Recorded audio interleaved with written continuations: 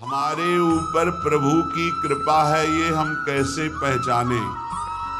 ये 8 लक्षण प्रकट होने लगते हैं जिसके ऊपर प्रभु की कृपा होती है। हमारे ऊपर प्रभु की कृपा है, ये हम कैसे पहचाने? तो ये 8 लक्षण प्रकट होने लगते हैं जिस पर हरिजू की प्रियाजू की कृपा है। पहला, घोर अपराध करने वाले के प्रति भी दया की भावना, शांति पहला लक्षण है। भाव में भी पहले शांत भाव है। हमारे ऊपर श्री हरिजू की कृपा है, इसकी पहचान ये 8 लक्षण। पहला, शांति, अर्थात घोर अपराधी के प्रति भी गुस्सा ना क्षमा करना, यह हरि की कृपा का लक्षण है। देख लो भाई, घोर अपराधी शब्द तो जाने दो, जरा सा प्रतिकूल हो जाए तो लाख समझाओ पर भ्रकुटी तनी रहती है। भला ऐसा है? अपराधी पर भी क्षमा का भाव होना, ये हरि कृपा पात्र में ही होगा, अन्य में नहीं। तो अगर अपने हृदय में ऐसा लगे कि ऐसा नहीं है तो हरिजू से प्रार्थना करनी चाहिए कि कृपा करो, मेरे में सामर्थ्य आवे। दूसरा, अनुसूया, वो किसी भी के प्रति कभी भी कोई दोष दर्शन ही नहीं करेगा। दोष कथन, दोष श्रवण की तो बात जाने दो। अनुसूया, दूसरों के गुणों में दोष ढूंढना ये नहीं होता। हरि कृपा पात्र में ये नहीं होता। ये सब भजन के नाश करने वाले, जैसे पहला अपराधी पर क्रोध कर देना, तो माया ने भेजा इसीलिए था कि तुम्हारे साथ व्यवहार ऐसा करे कि तुम क्रोध करो। क्रोध करोगे तुम्हारी ऊर्जा शक्ति नष्ट हो जाएगी, अध्यात्म में जो चलने की थी। और कहीं तुमने संकल्प कर लिया तो भजन शक्ति नष्ट हो जाएगी। तो अगर भजन बल है तो गया, जरूर उसको दंड मिलेगा, पक्का मिलेगा, 100% मिलेगा, लेकिन आप खाली हो गए। ना भजन करने की वृत्ति रहेगी और ना भजन रहेगा, दोनों बात। अनुसूया, किसी के सद्गुणों में दोष देखना, गुणों में दोष ढूंढना, ये हरि कृपा पात्र में नहीं होता। ये बहुत मंगलमयी बातें हैं जिससे हमारा भजन मार्ग पुष्ट होता है। तीसरा, वो बाहर से और भीतर से पवित्र रहता है, हरि कृपा पात्र। शौचाचार का ज्ञान होना चाहिए, वस्त्र आपके पवित्र होने चाहिए, ये बाहरी जल रज आदि के द्वारा बाहरी पवित्रता। और निष्कपटता, निश्चलता, सत्य भाव, ये अंदर की पवित्रता है। अगर कपट है, छल है, असत्य है तो हृदय मलिन रहता है। भीतर और बाहर से पवित्र रहना, इसमें खास बात क्या है? भीतर और बाहर से पवित्र रहने में, भीतर और बाहर से सदैव पवित्र कौन रह सकता है? तो बोले जो पुंडरीकाक्ष भगवान श्री हरि का, प्रियाजू का स्मरण करता रहता है, वो शवायाभ्यंतर शुचि, वो बाह्य और अभ्यंतर दोनों से पावन रहता है। तीसरी जो कृपा का लक्षण है, अर्थात वो सदैव भगवत चिंतन परायण, शौचाचार का पालन करने वाला, बाहर और भीतर से हरि कृपा पात्र पवित्र रहता है। चौथा, ऐसे कार्यों का अनुष्ठान न करे जिनमें हमारा भजन छूटता है, जिनमें सत्य छूटता है, जिनमें भगवत भाव छूटता है। जैसे आपके ऊपर कृपा हुई, आप भगवत मार्ग में चल रहे हैं, अब आप ऐसे संसारिक कार्यों का अनुष्ठान कर रहे हैं जिनमें आपकी चित्तवृत्ति बिल्कुल भगवत विमुख हो रही, तो जीवन का लाभ क्या होगा? लाभ तो है भगवत स्मरण सहित।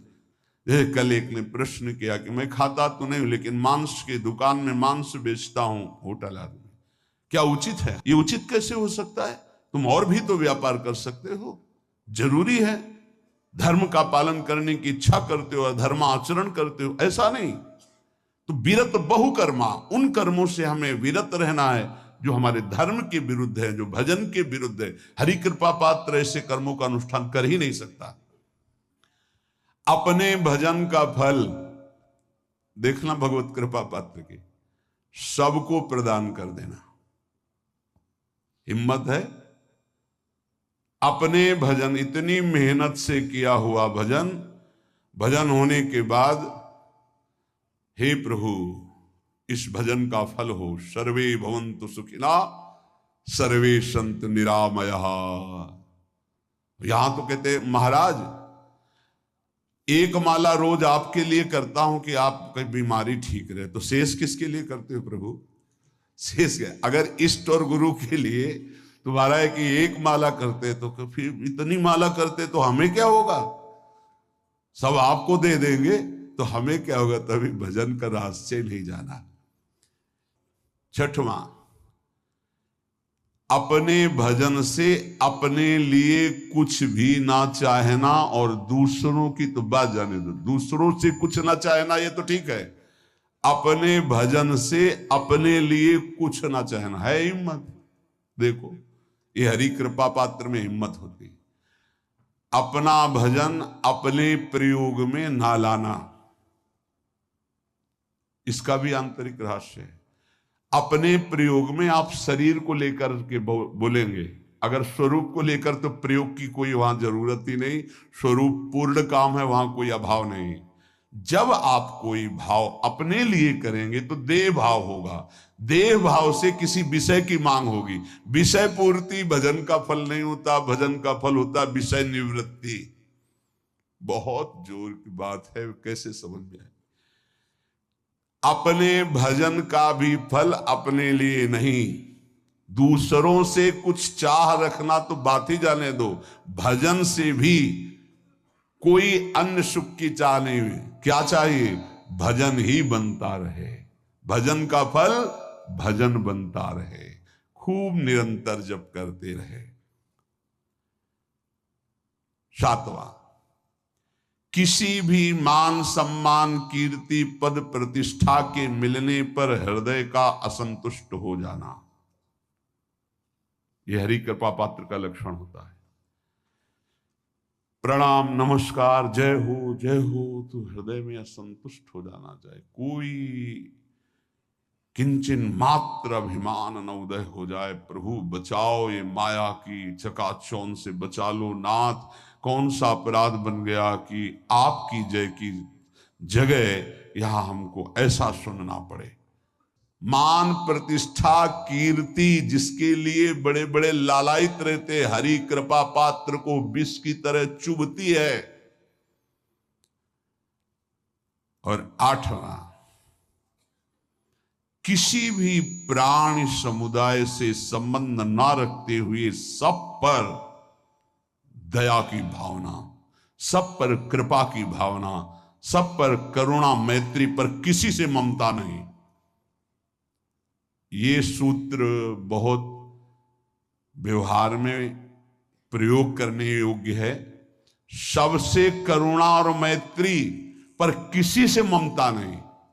करुणा तो करी भरत जी ने, मैत्री भी की मृग से, पर ममता रहित नहीं रहे। ममता कर ली तो अगला जन्म हिरण्य का हो गया। ममता नहीं रखनी। निर्ममो निरहंकारा, करुणा मैत्री तो करनी है, जैसे इसमें आदेश है, गीता में जी आदेश है, अद्वेष्टा सर्वभूतानां मैत्रः करुणैव च, पर निर्ममो निरहंकारा, ये साधक की चतुरता है। प्राणी मात्र पर दया कृपा करुणा मैत्री, पर ममता नहीं। ममता किसी से, और यहां करुणा मैत्री ये तो गायब हो गई, केवल ममता रह गई है। अपने शरीर से ममता, शरीर संबंधियों से ममता, विषय भोगों से ममता, यही जहर है। संबंध में ये ममता ही जहर है, विचारों में अहंकार जहर है, कर्मों में ये आसक्ति जहर है। इसी जहर को मिटा दे तो जीवन मुक्त महापुरुष कर्म करते हुए, विषय सेवन करते हुए, वार्ता करते हुए, विचार करते हुए, बिल्कुल जहर रहित तो उसका जीवन हो गया। तो ये 8 बातें हरि कृपा पात्र में होती हैं, इनको बार बार सुनना, हृदय में धारण करना।